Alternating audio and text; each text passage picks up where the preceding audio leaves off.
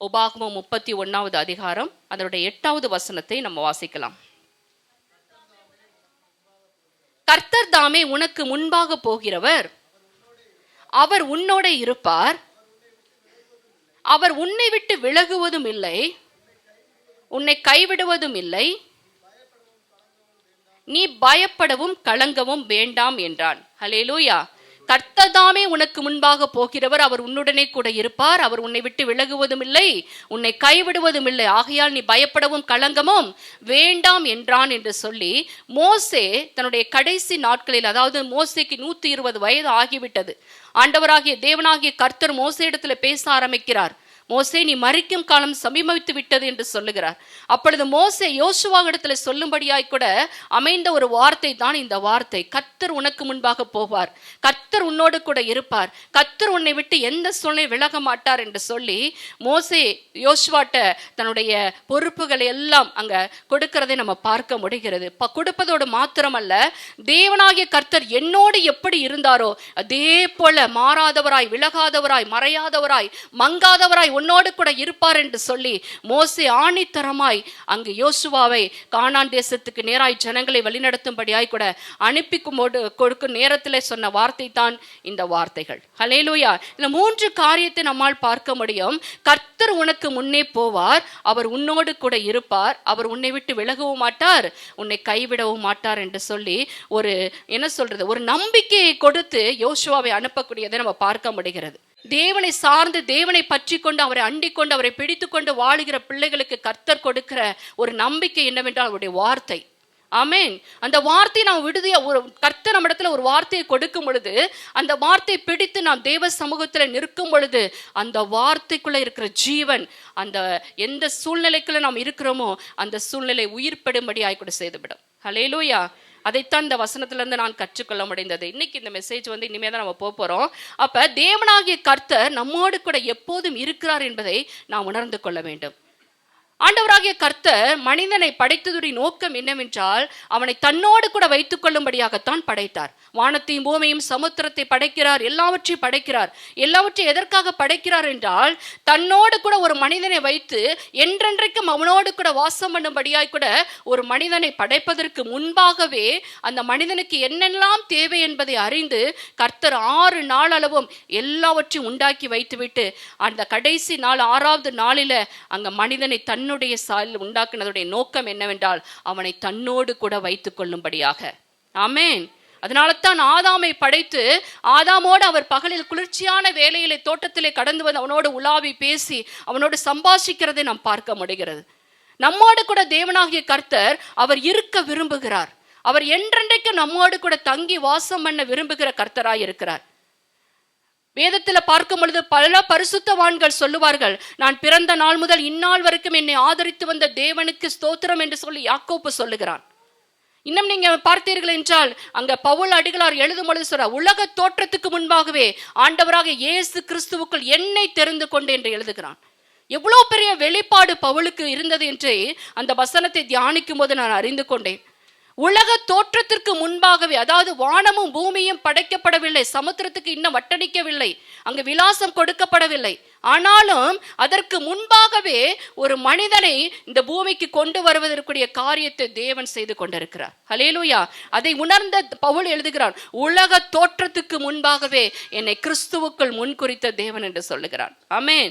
இங்க இருக்கிற நான் நம்புறேன், உங்களையும் என்னையும் உலக தோற்றத்துக்கு முன்பாகவே அவருடைய ஜனமாய் முன்குறித்து வைத்து விட்டார். ஹல்லேலூயா. அவர் நமக்குள்ளே வாசம் பண்ணி கொண்டுதாங்க இருக்கிறார். அதை உணர்ந்தோமே என்றால் அவர் நமக்குள்ள கிரியை செய்வார். இல்லை என்றால் அவர் அங்க படகுல பார்த்தீங்கன்னா தலைவணியை வைத்து போய் படுத்து தூங்கி விட்டார். அங்க புயல் அடிக்கிறது, காற்று வீசுகிறது, ஆனால் இயேசு படகுல இருக்கிறதை அறியாதபடிக்கு ஐயரே நாங்கள் மடிந்து போகிறோம் என்று கத்துகிறார்கள். ஆனால் இயேசு எங்கதான் இருக்கிறாரு? படகுல தாங்க இருக்கிறாரு. ஆனால் அது அறியாதபடிக்கு சீசர்கள் ஐயரே நாங்கள் மடிந்து போகிறோம் என்று சொல்லி கற்றி அங்க இயேசுவை எழுப்புகிறவர்களாய் காணப்படுகிறார்கள். நான் எப்படி சொல்ல விரும்புகிறேன் என்றால், தேவனாகிய கர்த்தர் நமக்குள்ள எப்பொழுதும் எழுந்திருக்கிற தேவனாய் இருக்க வேண்டும். ஆமென். அதனாலதான் ஏசியா தீர்க்கன் சொல்லுகிறான், அவரை அமர்ந்திருக்க விடாதிருங்கள் என்று சொல்லுகிறான். ஹல்லேலூயா. எப்பொழுதும் கர்த்தர் நம்முடைய வாழ்க்கையில தூங்குவதற்கு அல்ல, நாம் அவரை தூங்க வச்சு விடக்கூடாது. நம்ம வாழ்க்கையில எப்பொழுதும் நமக்குள்ள இருந்து கிரியை செய்யும்படியாக கூட கர்த்தர் நமக்குள்ள இருக்க வேண்டும். ஹல்லேலூயா. வேதத்துல பார்த்தோமே என்றால் அநேக இடத்துல தேவன் சொல்ல, நான் உன்னோடு கூட இருப்பேன், நான் உன்னோடு கூட இருந்து நடப்பிப்பேன், உன்னை கைவிட மாட்டேன் என்று சொல்லி ஆதியாகமம் தொடங்கி வெளிப்படுத்தின விசேஷம் வரைக்கும் அநேக பரிசுத்தவான்களோடு இந்த வசனத்தை திரும்ப ரிப்பீட் பண்ணுகிறத நம்ம பார்க்க முடிகிறது. விசேஷமாய் நீங்க ஆதியாகம புஸ்தகம் 26வது அதிகாரத்தை திருப்பிக் கொள்ளுங்கள். ஆதியாகமம் 26வது அதிகாரத்துல ஈசாக்கு இடத்துல ஆண்டவர் ஒரு காரியத்தை சொல்லுவார். 26வது அதிகாரம் அதனுடைய 3வது வசனத்துல வாசிங்க. இந்த தேசத்திலே வாசம் பண்ணு, நான் உன்னோடு கூட இருந்து. ஹல்லேலூயா. என்ன சொல்றார் தேவன்? நான் உன்னோடு கூட இருந்து உன்னை ஆசீர்வதிப்பேன் என்று சொல்லுகிறார். வெளியில இருந்து ஆசீர்வதிப்பேன்னு சொல்லலங்க. எங்க இருந்து ஆசீர்வதிப்பாரா? கூட இருந்து, உன்னோட உனக்குள்ள இருந்து நான் உன்னை ஆசீர்வதிப்பேன் என்று சொல்லுகிற காரியத்தை நம்ம பார்க்க முடிகிறது. நமக்கெல்லாம் எப்படி? தேவன் நமக்குள்ள இருக்கிறது பெரிய ஆசீர்வாதமா, இல்ல தேவன் தருகிறவைகள் நமக்கு பெரிய ஆசீர்வாதமா? எது ஆசீர்வாதமா நினைக்கிறீங்க? வானத்தையும் பூமியை படைத்த தேவனாகிய கர்த்தரே நமக்குள்ள வந்து இருந்துட்டார்னா அதை விட ஒரு பெரிய ஆசீர்வாதம் இந்த உலகத்துல இல்ல. ஆமென். வேதத்திலே நாம் நம்புறது பெரிய ஒரு வாக்குத்தத்தம் என்ன தெரியுமா? நான் உன்னோடு கூட இருந்து உன்னை ஆசீர்வதிப்பேன். ஹல்லேலூயா. கத்தா தேசத்துக்கு வரும்போது கர்த்தர் எனக்கு கொடுத்த வாக்குத்தத்தம் இதுதான், நான் உன்னோடு கூட இருந்து உன்னை ஆசீர்வதிப்பேன் என்று சொல்லி. இந்த தேசத்துல வாசம் பண்ணு, நான் உன்னோட கூட இருந்து உன்னை ஆசீர்வதிப்பேன் என்று சொல்லி ஆண்டவர் சொன்னார். ஹல்லேலூயா. இந்த நிமிஷம் வரைக்கும் கர்த்தர் என்னோடு கூட இருந்து என்னை ஆசீர்வதித்து நடத்தி வருகிறதை ஒவ்வொரு நாளும் நான் உணர்ந்து நன்றி சொல்லுகிறவளா இருந்து கொண்டிருக்கிறேன். ஹல்லேலூயா. கர்த்தர் நம்முடைய வாழ்க்கையில அவர் ஜீவனையும் நன்மையும் அவர் ஜீவ காலமெல்லாம் தொடரும்படி செய்கிறவராயிருக்கிறார். ஹல்லேலூயா. ஈசாக்குடைய காரியத்தை நீங்க பார்க்கும் பொழுது அங்க அந்த 26வது அதிகாரத்துல ஆபிரகாமுடைய நாட்களில ஒரு பஞ்சம் வந்தது. அதே போல ஈசாக்குடைய நாட்களிலும் ஒரு பஞ்சம் வருகிறது. அப்ப தேவனாகிய கர்த்தர் ஈசாக்கோடு இடைப்பட ஆரம்பிக்கிறார். நீ எகிப்துக்கு போகாத படிக்கு கேராரிலே தங்கியிரு என்று சொல்லுகிறார். அப்ப அந்த வசனத்தை, அந்த வார்த்தையின் சத்தத்தை கேட்ட அந்த ஈசாக்கும் கேராரிலேயே தங்கி விடுகிறான். அதனாலதான் இந்த தேசத்துல நீ தங்கியிருந்து வாசம் பண்ணி இரு என்று சொல்லி தேவன் சொல்லுகிற அந்த சத்தத்துக்கு அப்படியே கீழ்ப்படுகிறவனாய் இருக்கிறான். அப்படியே கீழ்ப்படுத்து கர்த்தராகிய தேவன் என்னோடு கூட இருக்கிறார் என்பதை உணர்ந்தபடியினால அந்த வார்த்தையின் சத்தம் என்றைக்கு அவனுக்கு வந்ததோ அப்பொழுது அவன் கேராரிலே தங்கி இருந்தான் என்று சொல்லி பார்க்க முடிகிறது. அவன் கேராரை விட்டு போகவே இல்லை. ஆனால் அங்கு தேசத்திலே பார்க்கும் பொழுது பஞ்சம் தலைவிரித்து ஆடிக்கொண்டிருக்கிறது. ஆனால் இங்க நடந்த சம்பவம் என்ன தெரியுமா? ஈசாக்குடைய வாழ்க்கையில 12வது வசனத்தை வாசிங்க. ஈசாக்கு அந்த தேசத்திலே விதை விதைத்தான். எந்த தேசத்துல? 3வது அதிகாரத்துல இந்த தேசத்திலே வாசம் பண்ணுன்னு சொன்னாரு. பாத்தீங்களா? வாசிங்கப்பா, நல்ல பைபிள வாசிங்க. இந்த தேசத்திலே வாசம் பண்ணுன்னு சொன்ன அந்த தேசத்துல ஈசாக்கு விதை விதைக்கும் பொழுது கர்த்தர் அவனை என்ன பண்ணாராம்? எப்படி ஆசீர்வதித்தாரா? 100 மடங்கு ஆசீர்வதித்தார். ஹல்லேலூயா. தேவனுடைய சத்தத்துக்கு கீழ்ப்படிந்து அப்படியே அந்த இடத்துல தங்கியிருந்தபடியினால பஞ்சம் ஒரு பக்கம் இருந்தாலும் ஈசாக்கு விதை விதைத்தால் அந்த இடத்துல என்ன ஆசீர்வாதம் வருதுங்க? 100 மடங்கு ஆசீர்வாதம். ஹல்லேலூயா. அப்ப கீழ்ப்படுகிற பிள்ளைகளுடைய வாழ்க்கையில கர்த்தர் இருந்து ஆசீர்வதிக்கிற தேவனாய் இருக்கிறார். ஹல்லேலூயா. ஆனா நமக்கு எது கஷ்டங்க? நமக்கு எது கஷ்டம் தெரியாதவங்களுக்கெல்லாம் தமிழ் புரியுதா? இங்கிலீஷ்ல டிரான்ஸ்லேட் பண்ண சொல்லுமா? எது ரொம்ப கஷ்டம்? கீழ்ப்படிதல் தாங்க கஷ்டம். கீழ்ப்படியணும். கர்த்தருடைய வார்த்தையின் சத்தம். ஒருவேளை அந்த சூழ்நிலை டஃப்பா இருக்கலாம், ரொம்ப டஃப்பான சிச்சுவேஷன். இந்த சிச்சுவேஷன் நீங்க பாத்தீங்கன்னா 26வது ரொம்ப டஃப். ஆனா அந்த சூழ்நிலை, அந்த இறுக்கமான சூழ்நிலையிலும் கர்த்தருடைய சத்தத்துக்கு அவன் அப்படியே கீழ்ப்படிந்தபடியினால அந்த தேசத்தில் தானே அவன் 100 மடங்கு ஆசீர்வாதத்தை பெற்றுக்கொண்டு அந்த தேசத்துல உள்ளவங்களாம் அவனை பொறாமையா பாக்குறாங்கங்க, வைத்தறிச்சலோடு பாக்குறாங்க. ஹல்லேலூயா.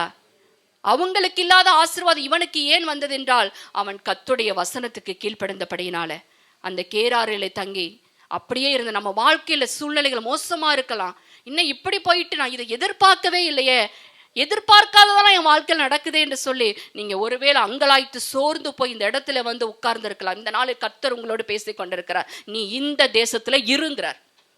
ஹல்லேலூயா, ஹல்லேலூயா. இந்த தேசத்திலே இரு, உன்னை ஆசீர்வதிப்பேன் ஆண்டவர் சொன்னார். ஆனா நமக்கு என்ன வேணும்? பொறுமை வேணும், காத்திருப்பு வேணும், கீழ்ப்படுதல் வேணும். அப்புறம் என்ன வேணும்?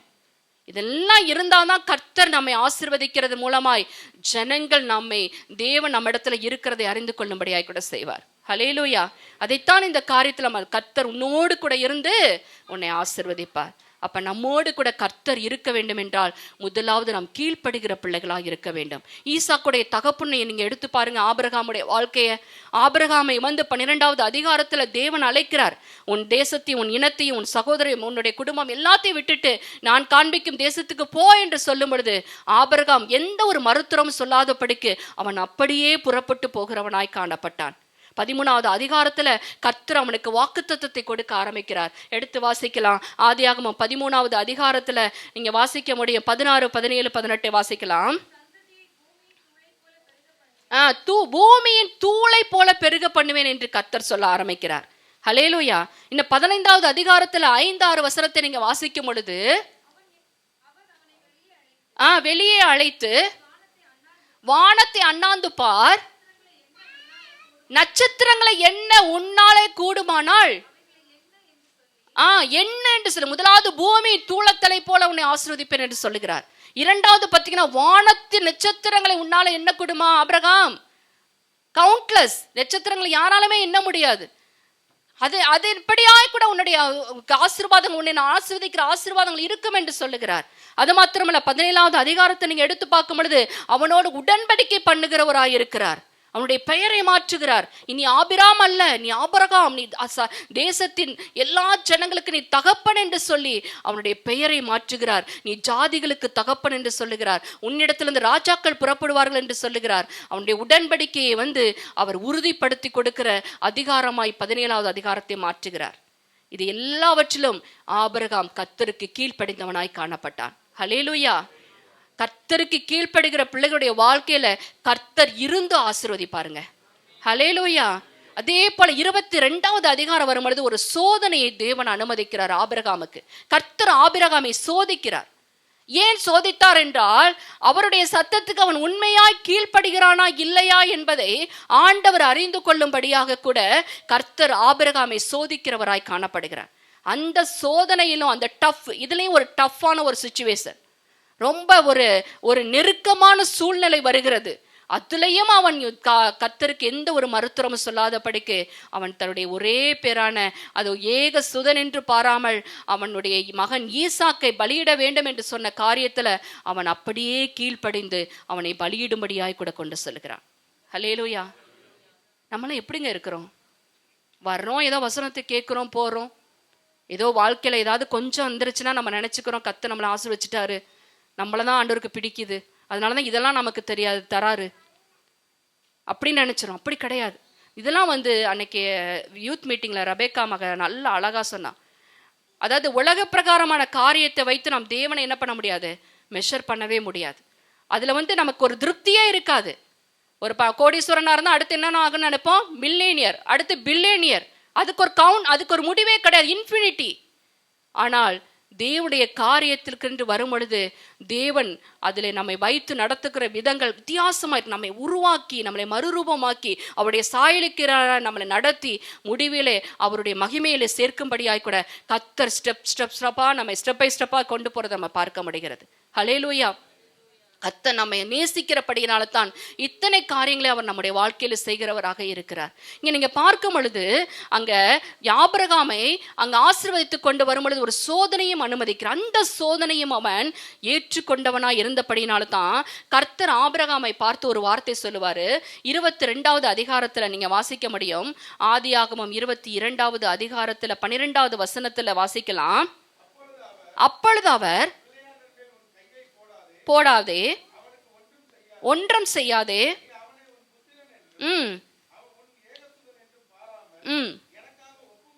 எனக்காக ஒப்பு கொடுத்தபடியினால் தேவனுக்கு பயப்படுகிறவன் என்பதை இப்பொழுது அறிந்திருக்கிறேன் என்று சொல்லி ஆபிரகாமுடைய விசுவாசத்தையும் கீழ்ப்படுதலையும் பயப்படுகிற பயத்தை இன்னும் ஆண்டவர் உறுதிப்படுத்துகிறார். அதனால தான் எபிரேயர் கழுத நிருபத்துக்கு நீங்க வரும்பொழுது ஆபிரகாமை ஆசீர்வதிக்க ஆண்டவர் அங்கெங்கெல்லாம் தேர எப்படி இவனை ஆசீர்வதிக்கிறது?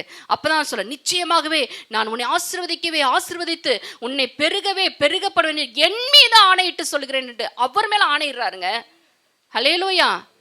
சாலமோனை பார்த்தீங்கன்னா வானத்தின் மேல வந்து அங்க ஆணையிடுறது, பூமியின் மேல ஆணையிடுறதை பார்க்க முடியும். ஆனா தேவன் சொல்றார், என்ன காட்டிலும் ஒருத்தர் இல்லப்பா, அப்ப என் மேலே ஆணையிட்டு சொல்றேன், ஷோர்லி உன்னை நான் ஆசீர்வதித்து உன்னை பெருக பண்ணுவேன் என்று சொல்லி அவ்வளவா அவர் உள்ளத்திலிருந்து பேசுறார் தேவன்.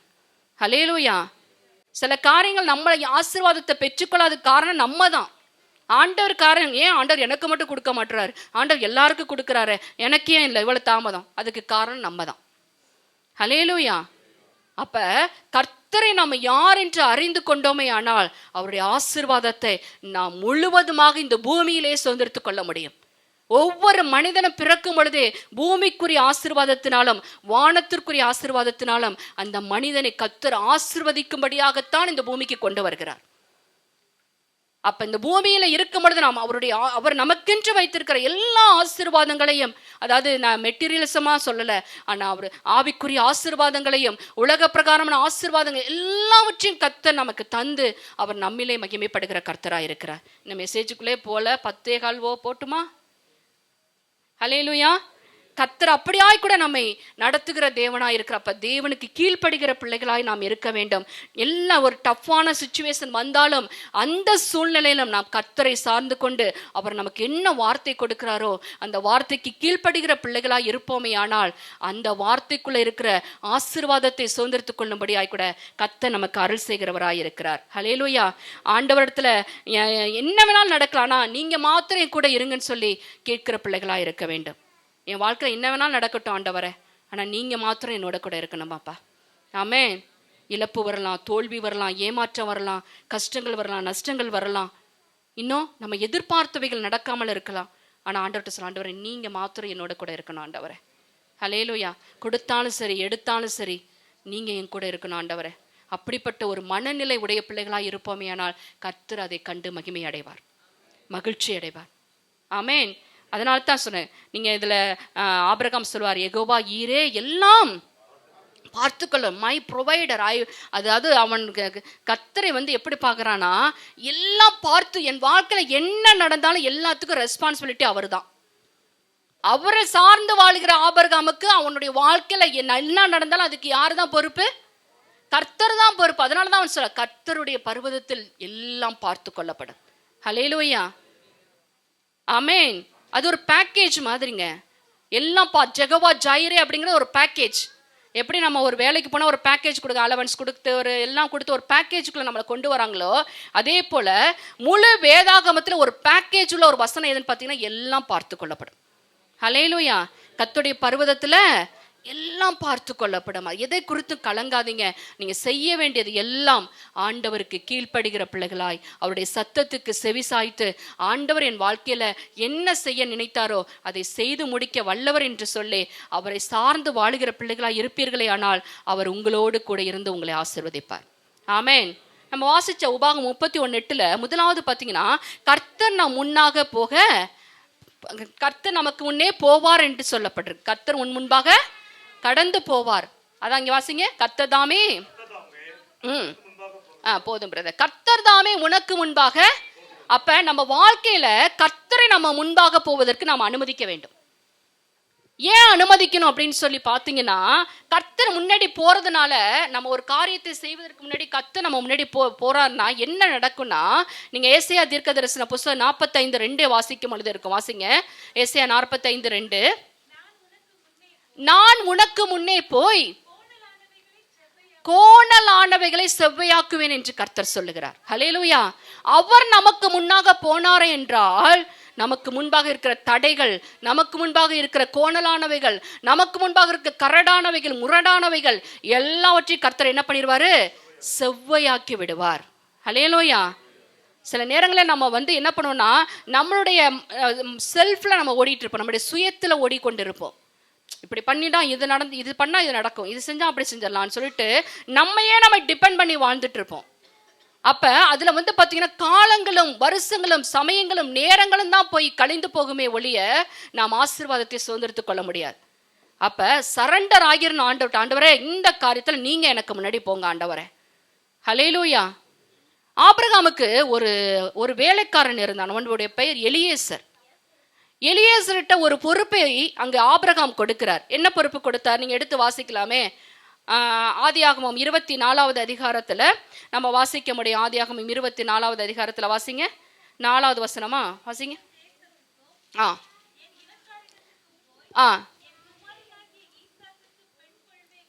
பெண் கொள்வேன் என்று வானத்துக்கு தேவனும் கர்த்தர் பேரில் எனக்கு ஆணையிட்டு கொடுக்கும்படிக்கு நீ உன் கையை என் தொடையின் கீழ் வை என்றான். அதாவது ஈசாக்குக்கு பெண் பார்க்கக்கூடிய அந்த படலத்தை, அந்த பொறுப்பை யாரிடத்துல ஆபிரகாம் கொடுக்கிறார் என்றால் எலியேசர் இடத்துல கொடுக்கிறார். இந்த எலியேசர் என்றைக்கு அந்த பொறுப்பை அவனிடத்திலிருந்து வாங்கினாரோ அந்த நாளிலிருந்து அவர் செய்த காரியம் என்ன தெரியுமா? என் எஜமானாகிய தேவன் தாமே எனக்கு முன்பாக கடந்து போங்கன்னு சொல்லி ஜெபிக்க ஆரம்பித்தான். ஆமேன். நீங்க அதை வாசிக்கலாமே. அங்க ஆபிரகாம் சொல்லுவாரு, 7வது வசனத்தை வாசிக்கலாம்.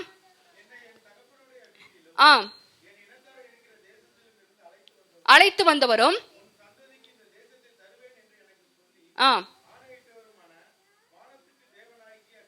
வானத்துக்கு தேவனாகிய கர்த்தர்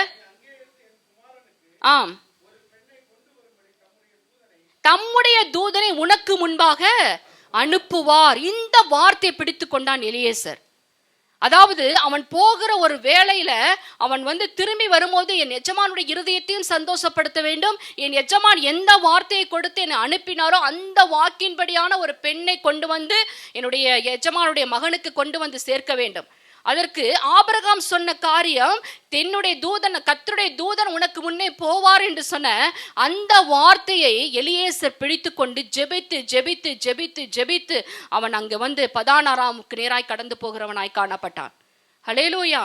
அதனால தான் அவன் ஜெபிக்கிறான் பாருங்களேன். எலியேசருடைய ஜெபம் 12வது வசனத்துல, என் எஜமானனாகிய ஆபிரகாமுக்கு தேவனாயிருக்கிற கர்த்தாவே, இன்றைக்கு நீர் எனக்கு காரியம் சித்திக்க பண்ணி என் எஜமானனாகிய ஆபிரகாமுக்கு தயவு செய்தருளும் என்று சொல்லி ஜெபிக்க ஆரம்பிக்கிறான்.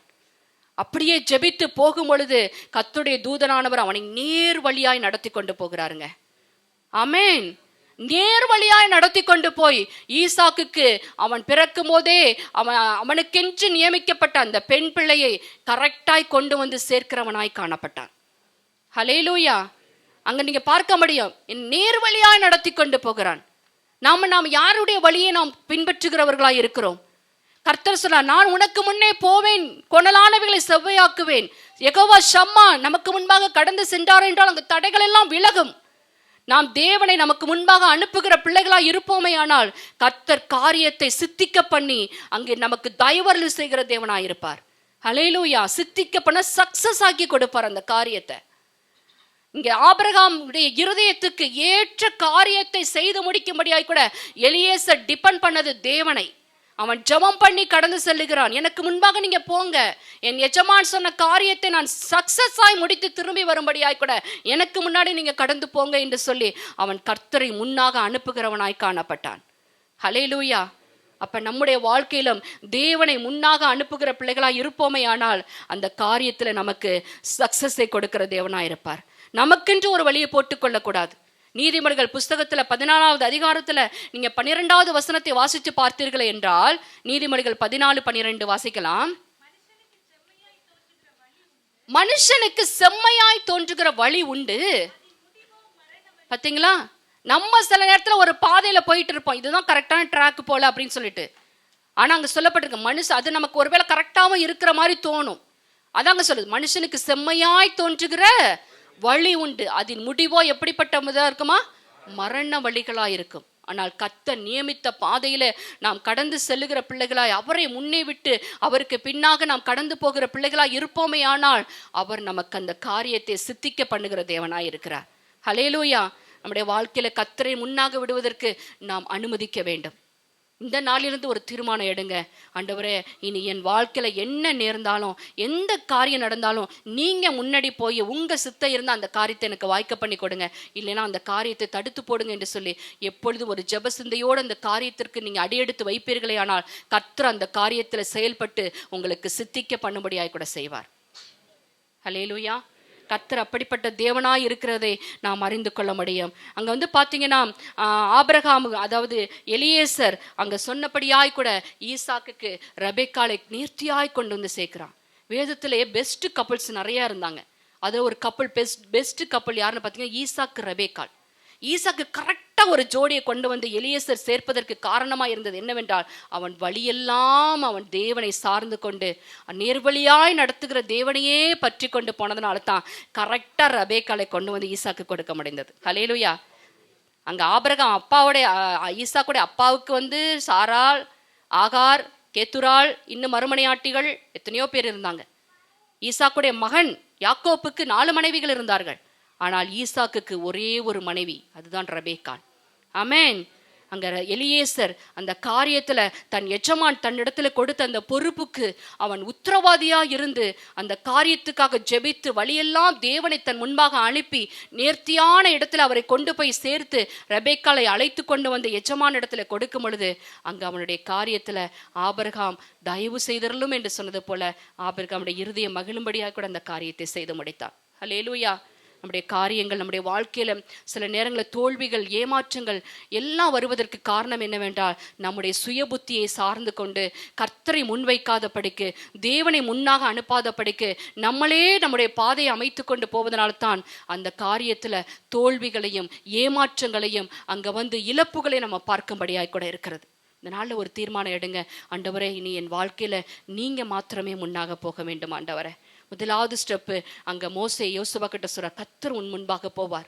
மோசே சொன்ன அதே வார்த்தையை யோசுவா 1:5 கர்த்தரும் சொல்லுவார், நான் மோசையோடு இருந்தது போல உன்னோடு கூட இருப்பேன், நான் உன்னை விட்டு விலகுவதும் இல்லை, உன்னை கைவிடுவதும், நான் உனக்கு முன்னாக போய் எல்லா காரியத்தையும் செவ்வையாக்கி கொடுப்பேன் என்று சொல்லி தேவன் அங்க மோசே சொன்ன அதே வார்த்தையை பிசகாம அப்படியே அங்க யோசுவா கிட்ட பேசுறதை நம்ம பார்க்க. எனக்கு ரொம்ப பிடிச்ச கேரக்டர் மோசே. ஏன்னா மோசேயை தேவன் அழைத்து அவனை நடத்துகிற விதத்தில் அவன் தன்னை அப்படியே விட்டு கொடுத்தவன். அதனாலதான் அவன் மரிக்க போறதை கூட தேவன் சொல்ல, மோசே நீ சாக போறப்பா, நீ மரிக்கும் காலம் வந்துருச்சு, அப்ப நீ உன்னுடைய பொறுப்பெல்லாம் இப்ப யார்கிட்ட கொடுக்கணும். ஏன் இந்த காரியத்தை நான் சொல்றேன்னா, அவனுடைய மரணத்தை கூட தெரிவிக்கிற தேவனா இருந்தார். ஆமென். நம்ம வாழ்க்கையில என்னெல்லாம் நடக்கும் என்பதை தேவன் நம்மோடு பேசணுங்க. ஹல்லேலூயா. அந்த வெளிப்பாடு உள்ள பிள்ளைகளா நம்ம இருக்க வேண்டும். தேவன் அந்த வார்த்தை நமக்கு முன்னமே கொடுத்து விடுவார். நம்ம வாழ்க்கையில ஒரு நல்லதோ கெட்டதோ எந்த ஒரு காரியம் வருவதற்கு முன்னாக நமக்கு வார்த்தையை கொடுத்து அந்த வார்த்தையை பிடித்து ஜெபிக்கும்படியாக கூட செய்வதற்கு என்ன காரணம் என்னவென்றால், இதுதான் ரீசன். ஆமென். கர்த்தரை நாம் சார்ந்து வாழ்கிற பிள்ளைகளா இருப்போமே ஆனால் மோசேயை போல நம்ம வாழ்க்கையில எல்லாத்தையும் வெளிப்படுத்தி கொடுப்பார். சில நேரத்துல ஏன் இந்த காரியத்தை எனக்கு ரிவீல் பண்ணல ஆண்டவர், எல்லாத்தையும் வெளிப்படுத்தி கொடுப்பாருங்க. வார்த்தையை கொடுத்து பேசுவாருங்க ஆண்டவர், கொடுத்துருவார், முன்னாடியே கொடுப்பார். 3 வருடத்துக்கு முன்னாடி மிகப்பெரிய ஒரு ஸ்ட்ரகிள்குள்ள நாங்கள் கடந்து போகும்போது ஆண்டவர் ஒரு வார்த்தையை கொடுத்தார். அந்த வார்த்தையின்படியே நடத்தி கொண்டிருக்கிற இந்த நிமிஷம் வரைக்கும் நான் உணர முடிகிறது. ஆமென். கர்த்தர் அப்படியாய் கூட ஒரு காரியம் நடப்பதற்கு முன்பாகவே வார்த்தையை நமக்கு கொடுத்து விடுவார். அந்த வார்த்தை பிடித்து நாம் ஜெபிக்கிற பிள்ளைகளாய் இருப்போமே ஆனால் அந்த காரியத்துக்குரிய அந்த சிச்சுவேஷனுக்குரிய எல்லா காரியத்தையும் தேவன் பொறுப்படுத்திக் கொள்வார். ஆமென். முடியும் பொழுது அதை சமாதானத்துக்கு எதுவாய் முடித்துக் கொடுப்பார். நீங்கள் எதிர்பார்த்திருக்கும் முடிவை நான் உங்களுக்கு கொடுக்கும்படிக்கு உங்கள் பேரில் நிலைத்திருக்கிற நினைவுகளை அறிவேன், அவை தீமைக்கல்ல சமாதானத்துக்கு ஏதுவான நினைவுகளே என்று சொல்லி எரேமியா 29:11 சொல்லப்பட்ட வார்த்தையின்படியாய் நம்முடைய முடிவு சமாதானமாய் இந்த காரியத்தில் இருக்கும்படியாய் கூட தேவன் செயல்படுவார். ஆமென். முதலாவது முன்னாக போகிறார். 2வது காரியம் பார்த்தீங்கன்னா, அவர் உன்னோடு கூட இருந்து உன்னை ஆசீர்வதிப்பார் என்று சொல்லப்பட்டிருக்கு. அவர் உன்னோடு கூட இருப்பார், அவர் உன்னை விட்டு விலகுவதும் இல்லை, உன்னை கைவிட. இந்த காரியத்துல தேவன் என்ன பண்ணுவார் என்று பார்த்தால், முதலாவது கீழ்ப்படுதலை கற்றுக் கொடுப்பார். 2வது காரியத்துல நம்மை உருவாக்குவார். இந்த ஸ்டெப்ல, அதாவது உன்னோடு கூட இருப்பார், உன்னை விட்டு விலகவும் மாட்டார், இதுல என்ன பண்ணுவாருன்னா அவர் நம்மை உருவாக்கி மறுரூபமாக்கி அவருடைய சாயலுக்கு நேராய் நடத்தி அவர் நம்மை நடத்துகிறத இந்த ஸ்டெப்ல நம்ம பார்க்க முடியும். இங்க யாக்கோபுடைய காரியத்தை நீங்க பார்க்கும் பொழுது எடுத்துக்கொள்ளலாம். ஆதியாகமத்துடைய புஸ்தகங்கள்ல 28வது அதிகாரத்துல 15வது வசனத்தை வாசிக்கலாம். நான் உன்னோட இருந்து நீ போகிற இடத்தில் எல்லாம் உன்னை காத்து இந்த தேசத்துக்கு உன்னை திரும்பி வர பண்ணுவேன். நான் உனக்கு சொன்னதை செய்யும் அளவும் உன்னை கைவிடுவது இல்லை. இதை யார்கிட்ட சொல்றாருன்னா யாக்கோப்பு கிட்ட சொல்லுகிறார். யாக்கோப்பு எப்படிப்பட்டவன்? அவன் எத்தன், அவன் ஏமாற்றுக்காரன். தன்னுடைய சகோதரனை ஏமாற்றி தன்னுடைய தகப்பனிடத்துல ஆசீர்வாதத்தை பெற்றுக்கொண்டவன். இதை அறிந்த ஏசா அவனை கொல்லும்படியாய் கூட அவன் மேல மிகவும் கோபம் கொண்டிருந்த சூழ்நிலையில ரெபேக்காள் யாக்கோப்பை மிகவும் நேசித்தபடியினால அவனை அந்த இடத்திலிருந்து தன்னுடைய அண்ணன் வீடாகிய லாபான் வீட்டுக்கு அவனை போய் அங்கே தஞ்சம் புகுந்து கொள், அங்கே நான் சொல்ல வரை நீ அங்கே இரு, திரும்பி வர வேண்டாம், உன் அண்ணனுடைய கோபம் தனியும் வரைக்கும் நீ அங்கே மாமா வீட்டிலே இரு என்று சொல்லி அங்கே ரெபேக்காள் அவனை அனுப்பி விடுகிறது நம்ம பார்க்க முடிகிறது. இவன் போகிற வழியிலே அவன் அங்க ஒரு கல்லை எடுத்து வைத்து படுத்து உறங்கி கொண்டிருக்கிறான். உறங்கிக் கொண்டிருக்கும் தரிசனத்துல தேவன் ஒரு வார்த்தையை கொடுக்கிறார். என்ன வார்த்தை என்றால், நான் உன்னோடு கூட இருந்து நான் உன்னோடு நீ போகிற இடமெல்லாம் உன்னை காத்து இந்த தேசத்துக்கு உன்னை திரும்பி வர பண்ணுவேன் என்று சொல்லி ஆண்டவர் சொல்லுகிறத நம்ம பார்க்க முடியுது. நான் உனக்கு சொன்னதை செய்யும் அளவும் உன்னை கைவிடுவதும் இல்லை, நான் உனக்கு சொன்னதை செய்யும் அளவும் உன்னை கைவிடுவதும் இல்லை என்று சொல்ல ஆரம்பித்தார். என்னத்த சொன்னாரு பார்த்தீங்கன்னா, ஆபிரகாமிட்ட வாக்குத்தத்தத்தை கொடுக்கிற பூமியின் தூளை போல உன்னை பெருக பண்ணுவேன், கடற்கரை மணலை போல உன்னை பெருக பண்ணுவேன், வானத்து நட்சத்திரங்களை போல உன்னை பெருக பண்ணுவேன். ஈசா கிட்ட சொல்லும் பொழுது பார்த்தீங்கன்னா, உன் தகப்பன் எனக்கு கீழ்ப்படிந்து இந்த காரியத்தில் எல்லாம் எனக்கு முன்பாக உத்தமனாய் இருந்தபடியினால உன் தகப்பனுக்கு உண்டான ஆசீர்வாதங்களை உன்னிடத்திற்கு நான் காணும்படியாய் கூட செய்வேன் என்று அங்கு ஆதியாகம புஸ்தகம் 26வது அதிகாரத்துல நம்ம வாசிக்க முடிகிறது. அந்த பேக்கேஜுக்குள்ள யார் இப்ப வர்றாரு பார்த்தீங்கன்னா, யாக்கோப்பு வர்றார். ஆபிரகாம் ஈசாக்குக்கு கொடுத்த பேக்கேஜுக்குள்ள யாக்கோப்பும் வர்றார். ஹல்லேலூயா. அதுதான் ஆண்டவருடைய பிளான். அதுக்காகத்தான் அங்க ஒரு டிராமாட்டிக்கலான காரியங்களை நம்ம பார்க்க முடிகிறது. அங்க ஏமாற்றுகிற காரியமா இருந்தாலும் யாக்கோப்பை தான் கர்த்தர் சிநேகிக்கிறார், ஏசாவையோ வெறுக்கிறேன் என்று சொல்லுகிறார். ஏனென்றால் ஆபிரகாம் ஈசாக்குடைய பேக்கேஜுக்குள்ள யாக்கோப்பு வர வேண்டும், அந்த ஆசீர்வாதத்துக்குள்ள அவன் கடந்து வர வேண்டும். அதனால தான் இங்க நீங்க ஆதியாகம புஸ்தகம் 28வது அதிகாரத்துல அங்க 13வது வசனத்தை நீங்க வாசிக்கும் பொழுது சொல்லப்பட்டிருக்க வாசிங்க. அத நான் பேக்கேஜ்னு சொன்ன பாத்தீங்களா, ஆபிரகாம் ஈசாக்கு அந்த காரியத்தை தேவன் நீங்க சொல்லுங்க. ஆம், கர்த்தர் தருவேன் என்று சொல்லி உன் சந்ததி பூமியின் தூளை போல இருக்கும், நீ மேற்கேயும்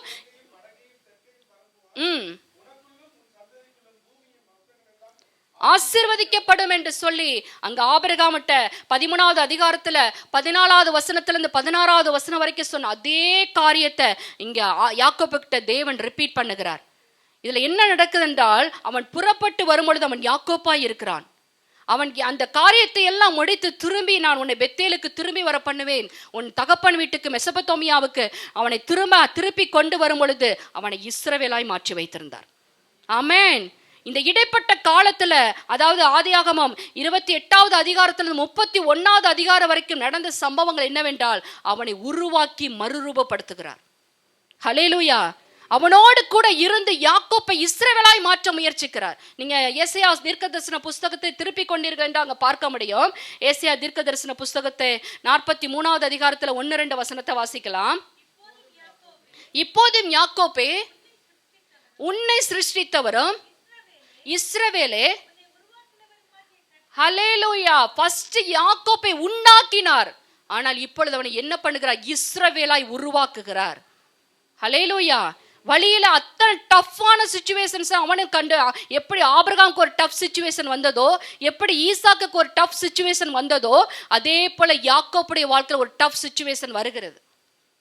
அவன் பதான் அராமுக்கு அங்க லாபான் வீட்டுக்கு போகும் பொழுது அங்க பார்த்தீர்கள் என்றால் 14 ஆண்டுகள் அவனுடைய குமாரத்திகளுக்காகவே அவன் உழைக்கிறான்.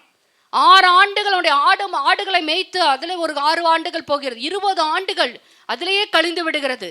10 முறை லாபான் அவனுடைய சம்பளத்தை மாற்றுகிறான். இன்னும் அநேக ஸ்ட்ரகிளுக்குள் அவன் போய்கொண்டிருக்கிறான். ஆனாலும் கர்த்தர் சொல்லுகிறார், 2வது வசனத்தை வாசிங்க. நீ தண்ணீர்களை கடக்கும் போது நான் உன்னோடு இருப்பேன், நீ ஆறுகளை கடக்கும் போது அவைகள் உன்மேல் புரளுவதில்லை, நீ அக்கினியில் நடக்கும் போது வேகாதிருப்பாய், அக்கினி ஜுவாலை உன் பேரில் பற்றாது. ஹல்லேலூயா. யாக்கோப்புடைய வாழ்க்கையில தண்ணீர்களை கடக்கக்கூடிய அனுபவங்கள், ஆறுகளை கடக்கக்கூடிய அனுபவங்கள், அக்னியில நடக்கக்கூடிய அனுபவங்கள், அக்னி ஜுவாலைக்குள்ள போகக்கூடிய அனுபவங்கள் வந்த போதிலும் ஆண்டவர் சொல்லுகிறார், நான் உன்னோடு கூட இருந்து உனக்கு சொன்னதை செய்யும் அளவு நான் உன்னை கைவிட மாட்டேன். ஹல்லேலூயா. அப்ப இந்த சூழ்நிலையில கர்த்தர் நம்மை உருவாக்குவார். யாரெல்லாம் அவரை உருவாக்கக்கூடிய அந்த ப்ராசஸ்க்குள்ள உங்களை ஒப்பு கொடுக்குறீங்களோ உங்களை மறுரூபமாக்கி விடுவார். யாக்கோப்பை இஸ்ரவேலாய் மாற்ற ஒரு நாள் கர்த்தர் திரும்ப வந்து அவனிடத்துல பேச ஆரம்பிக்கிறார். உன் பேர் என்னப்பா அப்படின்னு கேட்கிற நக்கலா. எடுத்து வாசிங்க. ஆதியாகமம் புஸ்தகம் 32வது அதிகாரத்துல 27வது வசனத்தை வாசிக்கலாம். பாருங்க, யாக்கோப்புன்னு தெரியாதா தேவனுக்கு?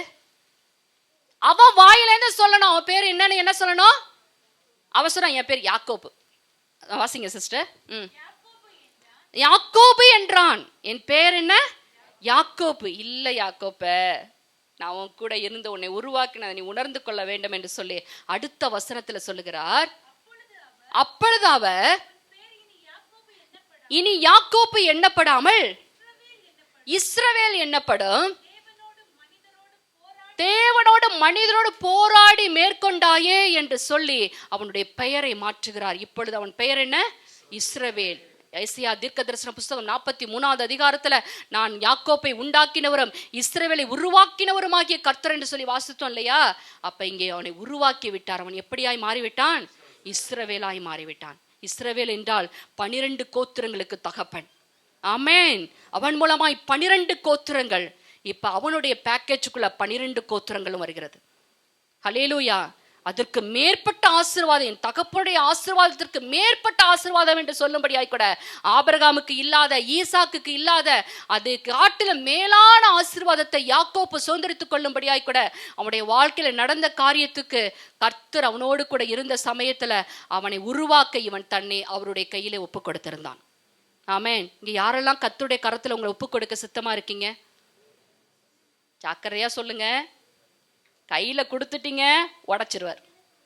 உடைச்சாதான் என்ன பண்ண முடியும்? நம்மளை அப்படியே வைக்க முடியாது, உடைச்சுதான் உருவாக்க முடியும். உடைக்கும் போது வலிக்கும், உடைக்கும் போது என்ன இருக்கும்? வேதனைகள் இருக்கும்.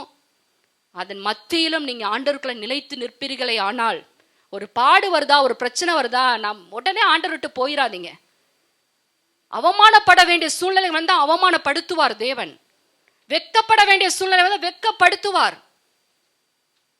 தலை குனிய வேண்டிய சூழ்நிலை வந்தா தலை குனிய வைப்பார். அதில் எல்லாம் நீங்க தேவனை மாத்திரம் பார்க்கிற பிள்ளைகளா இருக்க வேண்டும். அதில் எல்லாம் நிலைத்திருக்கிற பிள்ளைகளா இருப்பீர்களே ஆனால், ஏனென்றால் நான் ஒவ்வொரு நாளும் ஆண்டவராகிய இயேசு கிறிஸ்துவை நோக்கி பார்க்கிற பிள்ளைகளா இருக்க வேண்டும். அவர் சிலுவைக்கு போவதற்கு அவர் அவமானப்படுத்தப்பட்டார், அவர் நிந்திக்கப்படுத்தப்பட்டார், அவர் நமக்காக காயப்பட்டார், காரி உமிழ்ந்து முகத்தில் துப்பினார்கள், அருவருக்கத்தக்கப்படத்தக்க ரூபமாய் மாறி போனார், பார்க்கத்தக்க ரூபம் இல்லாதவராய் மாறி போனதற்கு காரணம் என்னவென்றால் அவர் எந்த ஒரு பாவம் செய்யலைங்க. அவர் பாவம் அறியாத தேவாட்டுக்குட்டியானவர். ஆனால் உங்களுக்காக எனக்காக ஒரு சிலுவையில அடைந்த அந்த பாவங்கள் பாடுகள் மத்தியிலே அவர் இத்தனை ஆக்கினைக்குள்ளாக அவர் அழைத்து செல்லப்படுவதற்கு காரணம் என்னவென்றால், நான் சொன்னேன் இல்லையா, மனிதனை படைத்தவருடைய நோக்கத்தை அந்த மனிதன் பாவம் செய்து இழந்து விட்ட பொழுது மீண்டும் அந்த மகிமைக்குள்ளே மனிதனை கொண்டு வந்து சேர்க்கும்படியாக ஆண்டவராக இயேசு கிறிஸ்து சிலுவையிலே தன்னுடைய ஜீவனை கொடுத்து மீண்டும் பிதாவோடு அந்த மனிதனை ஒப்புரவாக்கும்படியாய் கூட செய்தார். ஹல்லேலூயா. நம்மை தேவனோடு சேர்த்து அவருடைய குமாரனுடைய ஏன்னா பிதாவுடைய மடியில வீற்றிருக்கிறது யாரு தெரியுமா? பிதாவுடைய மடியில யார் இருக்கா? இயேசு கிறிஸ்துங்க. அவருடைய மடியில் இருக்கிற அவரே அன்றி யாருமே பிதாவை அறிந்து கொள்ள முடியாது. அப்ப அவருடைய பிதாவுடைய மடிக்கு நம்ம போனோம்னா நம்ம இயேசுவின் சாயலுக்குள்ள கடந்து வர வேண்டியது அவசியம். யாருக்கெல்லாம் அது புரியுது நான் சொல்றது? யாருக்கெல்லாம் தேவனுடைய மடியில போய் உட்காரணும்னு நினைக்கிறீங்க? அப்ப குமாருடைய சாயலுக்கு நேராய் நீங்க நடத்தப்பட உங்களை ஒப்பு கொடுத்தால் தான் நடக்கும். ஆமென். நம்மை மறுரூபமாக்கக்கூடிய ப்ராசஸுக்கு உங்களை ஒப்பு கொடுத்தால் தான் அது நடக்குமே ஒழிய மற்றபடி ஆகாத காரியம். கர்த்தருடைய கரத்துல நம்மை முழுவதுமாய் அர்ப்பணிக்கணும். ஆண்டவர் சரண்டர் பண்ணுங்க, உங்களை ஒப்பு கொடுங்க, அடிமை என்று சொல்லுங்க. ஆண்டவரே நீங்க என்ன வணங்கன்னு சொல்லுங்க. ஆண்டவரே நீங்க குயவன் ஆண்டவரே, நான் களிமண் ஆண்டவரே. ஆண்டவரே நீங்க எஜமான் ஆண்டவரே, நான் வேலைக்காரன் ஆண்டவரே. ஆண்டவரே நீங்க மேய்ப்பன் ஆண்டவரே, நான் ஆட்டுக்குட்டி ஆண்டவரே. ஆண்டவரே நீங்க மணவாளன் ஆண்டவரே, நான் மணவாட்டி ஆண்டவரே. நீங்க திராட்சை செடி, நான் திராட்சை கொடி ஆண்டவரே. இப்படி சொல்லி எல்லாத்துலயும் அவரோட இணைந்து கொள்ள, ஒட்டிக்கொள்ள, பற்றிக்கொள்ள, பிடித்துக்கொள்ள, அண்டிக்கொள்ள நீங்க உங்களை அவர் கையில கொடுப்பீர்களே என்னால் கண்டிப்பா உங்களை உருவாக்காம விடவே மாட்டார். ஹல்லேலூயா, ஆமென். சூழ்நிலைகள் வரதாங்க செய்யும். சூழ்நிலை கட்டு ஓடுனீங்கன்னா அங்க ஒரு அதான் சொல்லுவாங்களே, என்னவோ சொல்லுவாங்களே, ஏன்னோ ஒரு மறந்துட்டேனே, சரி ஓகே அது வேணான்னு சொல்றாரு போல ஆவியானவர். அப்ப நம்ம இங்க ஓடுது அங்க ஓடுன்னு சொன்னா அங்க ஒன்று தலை விரிச்சுட்டு நிக்குமா. யாருக்கெல்லாம் ஞாபகம் வந்துச்சு? கொடுமை கொடுமை கொடுமைன்னு அங்க ஒரு கொடுமை என்ன பண்ணுச்சான், தலை விரிச்சு நின்னுச்சான். அப்ப இங்க ஒரு பிரச்சனை சொல்லிட்டு இன்னொரு இடத்துக்கு போனீங்கன்னு வச்சுக்கோங்க, அங்க பிரச்சனை வேற மாதிரி இருக்கும்.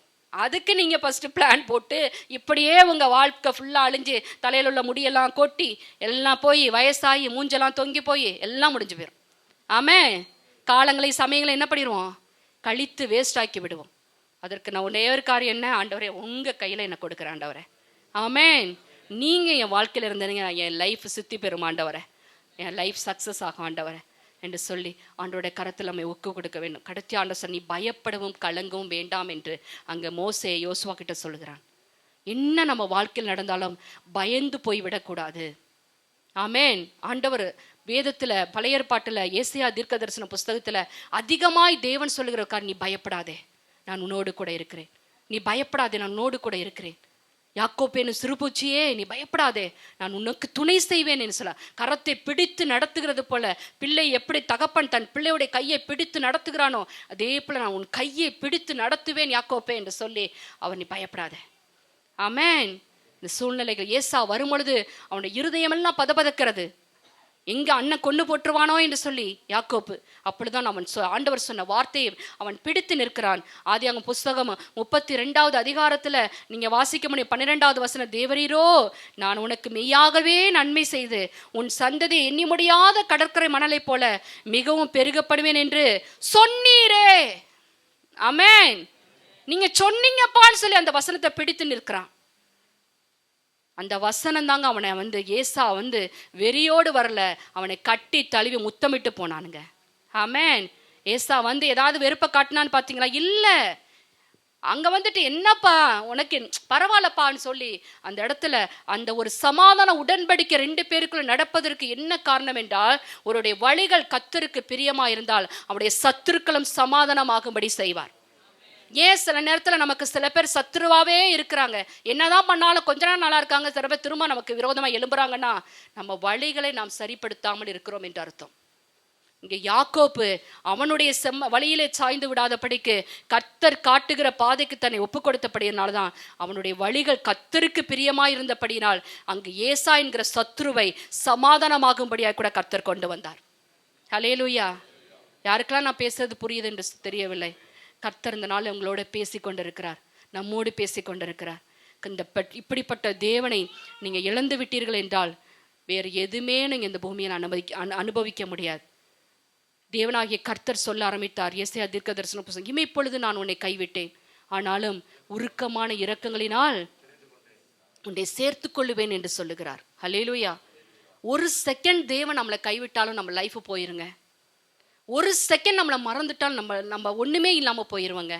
அதனால தேவனே நீரே எனக்கு என்று சொல்லி அவர் சரணாகதியாய் கொண்டு அவரை அண்டி கொண்டு இருப்பீர்களே, ஆனால் கர்த்தர் சொல்வார், மகனே மகளே உனக்கு முன்பாக நான் கடந்து போவேன், நான் உன்னோடு கூட இருப்பேன், நான் உன்னை விட்டு விலக மாட்டேன், உன்னை கைவிட மாட்டேன். நீ எந்த காரியத்தை நினைச்சு இந்த இடத்துல யாரோ ஒருத்தர் பயப்படுறீங்க, என் வாழ்க்கை என்ன ஆயிருமோ, இந்த வியாதி என்னை ஏதாவது பண்ணிருமோ, இந்த காரியம் என் லைஃப் அழிச்சிருமோ, இன்னும் கர்த்தர் பயப்படவும் கலங்கவும் வேண்டாம். ஆமென். அந்த வார்த்தையை பிடித்து கொள்ளுங்க.